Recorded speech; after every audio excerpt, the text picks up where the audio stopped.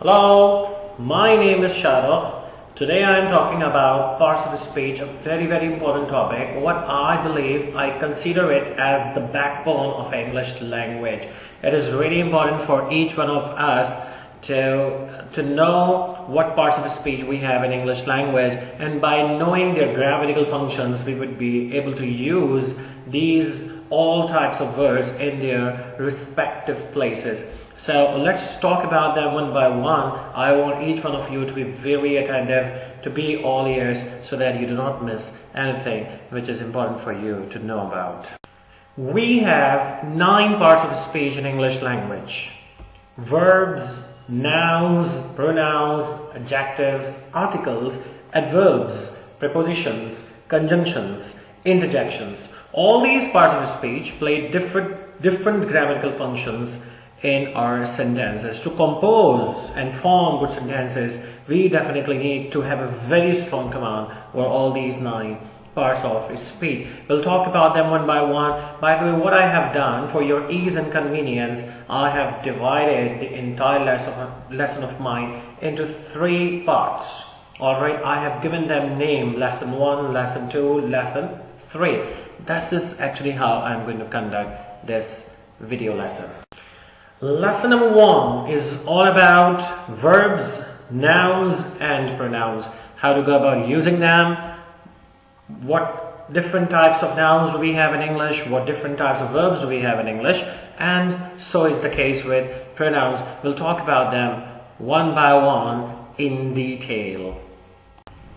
First of all, let's talk about verbs.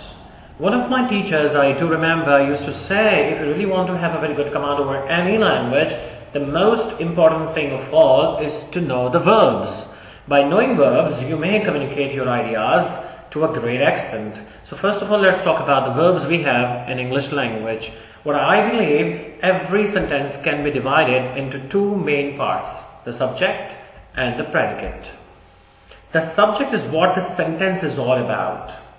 The subject is what the sentence is about. Okay, for example, Maria is doing a very important task.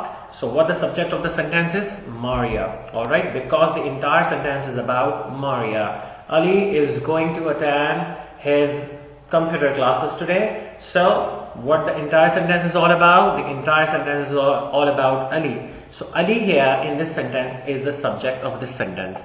Let's move to the next thing. We have the predicate. Tell something that the subject is or does.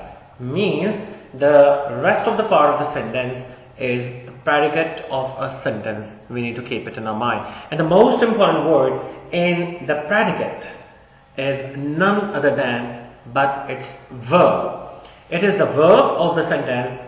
It is the verb of the sentence that what I believe is the most important word we have in the predicate.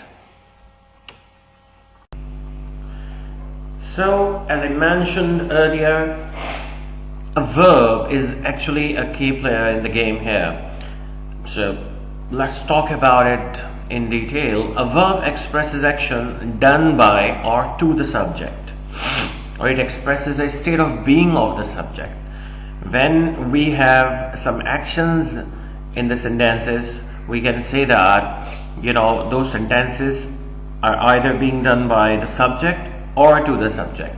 But there are some of the verbs that are not action verbs, and they are actually state verbs. They give statements. They are used to give statements. They are used to tell you what the subject is. They don't tell you what the subject is doing, or what the subject has done, or what the subject did, or what the subject does. They don't tell you anything about the action, but actually they talk about the state of the subject, what state the subject is in. So to talk about the state of the subject, we have some state verbs: is, am, are, was, were. Most of these verbs are actually state verbs if they are not being used as helping verbs there. Let me just give you a few examples of these verbs. Go is an action verb, as it requires some movement, a bit of movement whenever you go somewhere. Decorate is also an action verb. These two are actually action verbs because both of these actions require a bit of movement. But believe, is, appears, these are the verbs that are not action verbs. These are state verbs because these verbs actually tell you the state of the subject. What state the subject is in. Talking about believe, you are not doing any action when you are letting somebody know what your belief is. I believe you should do that. I believe this is what the concept you hold basically. Is definitely not an action verb. He's a business person. So there is no action in the sentence. Appears. He appears to be a pious person. So he appears to be a pious person. There is no action involved in this sentence, definitely. Alright, no movement. You can say that definitely it is a state verb. One interesting thing that I would like to tell you, that these verbs may contain more than one word. A verb consisting of two or more words is called a verb phrase. Remember, and when it happens, when we have both kinds of verbs working together in a sentence, a helping verb and a main verb. It's made up of a main verb plus one or more helping verbs, as I mentioned earlier. And we call it whenever there are more than one verbs, definitely we call them a verb phrase. Some examples of verb phrases we have here. Had gone, will decorate. So you can see that had is a helping verb that is being followed by a main verb, gone. The third form of verb, past participle, will decorate. Will is a helping verb. You can even consider it a modal verb that is being followed by another action verb. Must believe, you must believe. Alright, so again we have two verbs going together. Should have been, may appear. So all these are good examples of verb phrases. This leads to another phenomenon in English, verb tenses. Do you know, verb tenses are used to express the time when an action or a state of being takes place.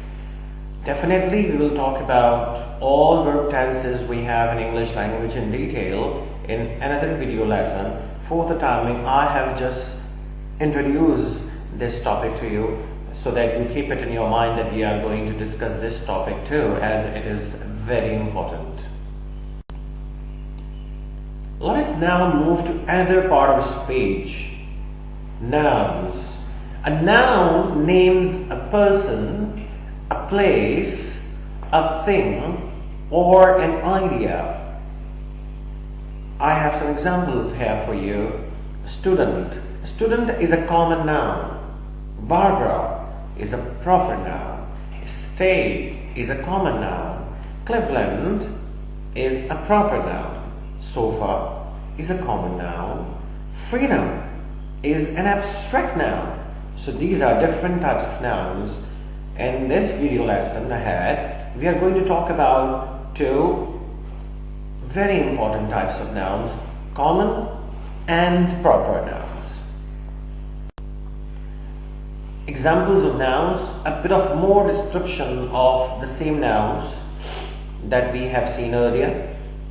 A student, definitely a person, a common noun, and definitely it represents a person.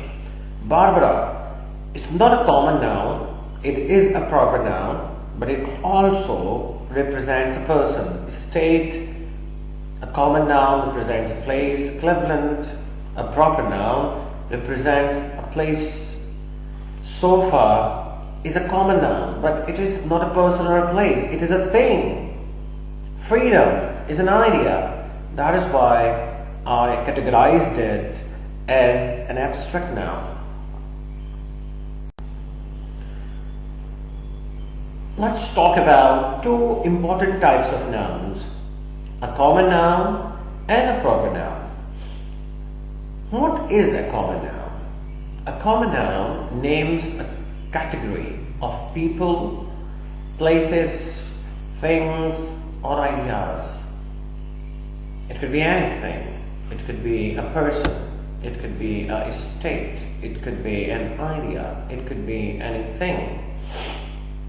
A fan, a chair, a keyboard, a mouse, a computer, a printer. So many examples we have of common nouns. A proper noun, on the other hand, names a specific example. It normally begins with a capital letter. For example, if I talk about my name is Shahrukh, Muhammad Shahrukh. So my name should start with a capital letter. Shahrukh should start with capital S. Muhammad should start with capital M. So this is how we write proper nouns properly. Examples of both kinds of pronouns. Student, a common noun. City, a common noun. Month, ocean, all these are good examples of common nouns.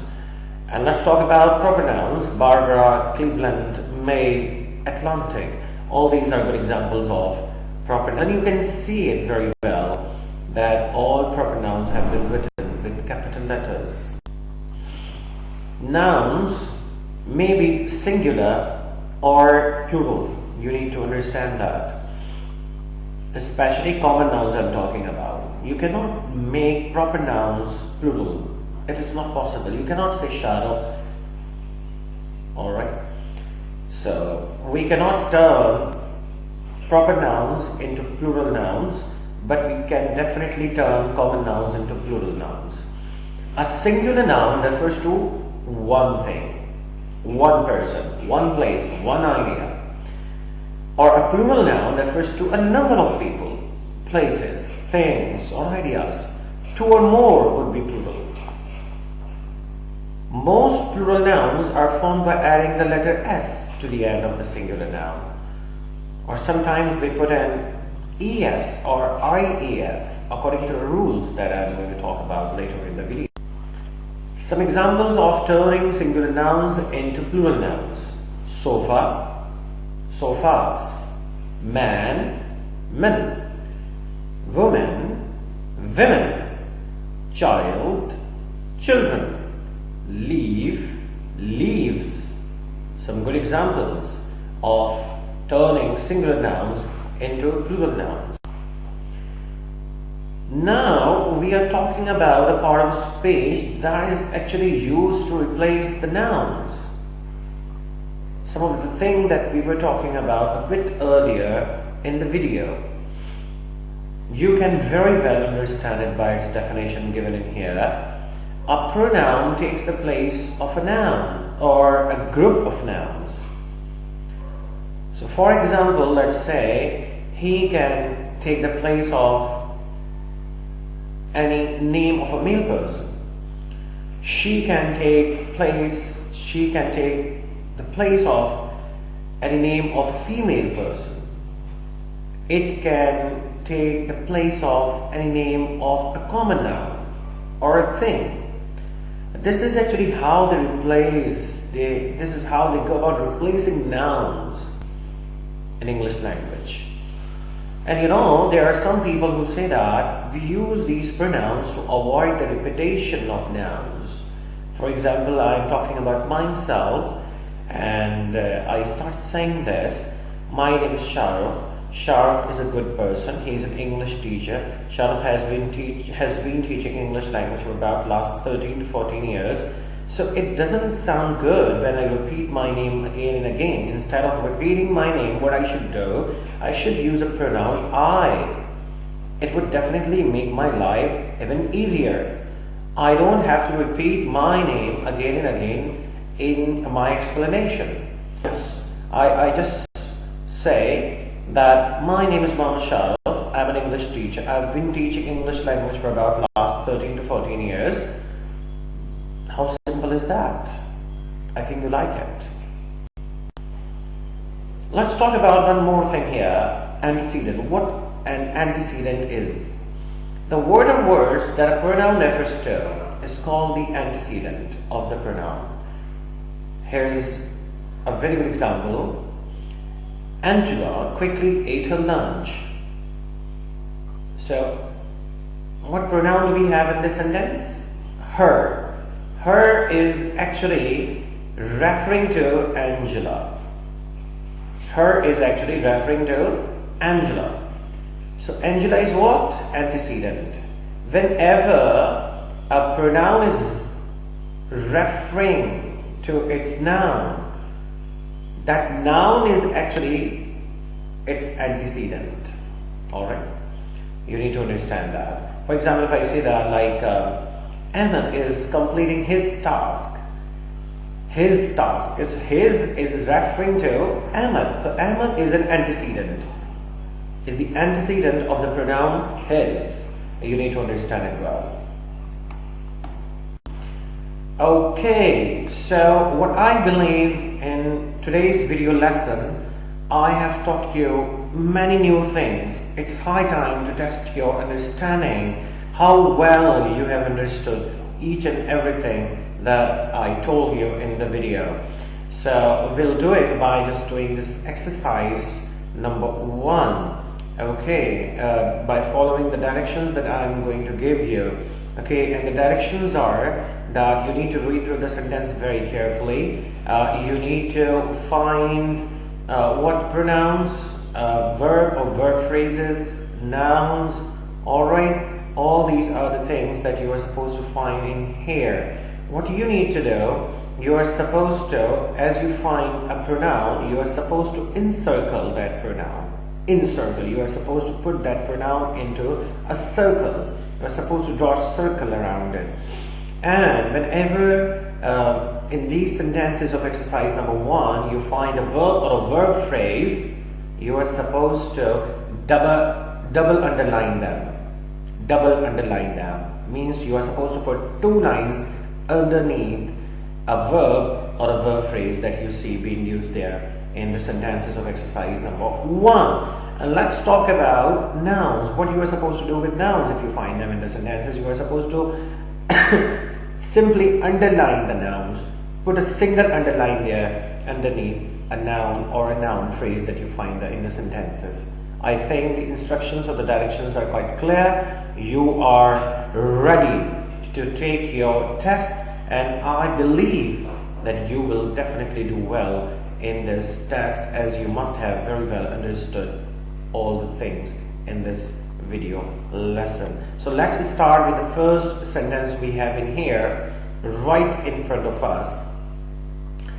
When Nicole read the letter, she realized that she must change the plans for her vacation. So what I want from your side to just look for nouns, verbs and pronouns, and remember to underline a noun, whether it is a common noun or proper noun, and double underline the verb phrase, and you are supposed to put a circle, draw a circle around a pronoun. So let's find them out in here in the sentence. Do we have any nouns in here? Yes. Nicole is a noun, I think. So you are supposed to underline it. Good. Read, read in here, alright, past form of it. So we are supposed to double underline it. Good. The letter, a noun phrase, is to be underlined. She, a pronoun, it needs to be encircled. We are supposed to draw a circle around it as it is a pronoun. I think you have understood how you are going to do it.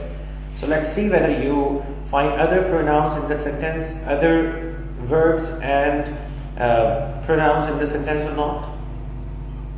I believe you have found it. You have found that. So let's see the answer of this sentence. Here we have got the answer. Have you got it right? Have you done it well? Oh, you've made a few mistakes. No problem. I know you'll do quite well in the next sentence. No issues at all. Let's talk about sentence number 2 of exercise number 1. Would you like to read it out, or I should read to you? Henry Ford created the Model T, which was for many years the most popular car in the world. So, you know what you are supposed to do in here? You're supposed to find nouns, pronouns, verbs, double underline the verb, single underline the nouns, and put a circle around a pronoun. So please start finding how many nouns, how many verbs, and how many pronouns we have in here. I believe you have found them. Good. See, I think you've got them right. You have underlined Henry Ford as it is a noun. You have double underlined created as it is a verb. Model, being a noun, is to be underlined in here. And yes, there is something that is a bit unusual. You might not have understood, which is to be considered as a pronoun. And we are supposed to put a circle around it. Have you done it? No? Please do it. Was is definitely a verb, needs to be double underlined. Is, being a noun, needs to be underlined. Car, wall, all these are nouns we have in this sentence. I believe you have understood it quite well. We have another sentence here for you. I think it is a bit easier than the other sentences we have done. What do you say about it? Can you get it right? You are getting it right. Come on. Keep on doing what you have done with the previous 2 sentences. Good. Let's check the answer. The answer is right here. Have you got it right? Have you double underlined is and interested, being the verbs, encircled anyone, your, being the pronouns in the sentence, class, week, seminar, or painting, being the nouns in the sentence? I think you have got it right. Let's do the practice of 2 more sentences. Sentence number 4. Yes. So I think you can do it now very well without my support, without my help. I know that you can do it all by yourself. Tim bought several beautiful rugs while he was traveling in Turkey. All beautiful sentence it is, by the way. So try to do it on your own. Come on. Come on, you can do it. Tim being a noun. Very good. Bought a verb. Yes, you are right. You've got it right. Several beautiful rugs. Rugs being a noun. Good. While he being a pronoun, needs to be encircled. Come on, put a circle around it. Was traveling, a verb phrase. In Turkey, a proper noun, definitely. Good. Let's check the answer. Here is the answer. I think you've got it right. Are we supposed to spend more time on this sentence? I think it's useless because you know the answer already. Good. Let's move to our next sentence. This is the last sentence of this exercise, and I know that you are going to get it right. You are not going to make any mistake in here while doing this sentence or this exercise. I think it is easier. What do you say about it? When you are designing a bridge, safety is the most important consideration. Should I guide you a bit here and here? No? You don't need my guidance? Good. You need to do it all by yourself. Let's check the answer now. Wow, you've got it right. See, you can do it all by yourself. You didn't need any of my guidance. You were all by yourself while you were doing this part of this exercise, and you've got it right. I am really proud of you. By the way, I think you have enjoyed this lesson. and you've learned a lot of new things. Hello, my name is Shahrukh. Today I am talking about parts of speech, a very important topic. What I believe, I consider it as the backbone of English language. It is really important for each one of us to know what parts of speech we have in English language, and by knowing their grammatical functions we would be able to use these all types of words in their respective places. So let's talk about them one by one. I want each one of you to be very attentive, to be all ears, so that you do not miss anything which is important for you to know about. Thanks a lot for watching this video. I believe that you must have learned a lot of new things from this video today. What I want to say, make sure that you do subscribe to my channel, because it is going to be really helpful to enhance your English language skills. This is your teacher, Sir Shahrukh, signing off from today's video lesson. We'll see you in the next video. Thanks. Take care.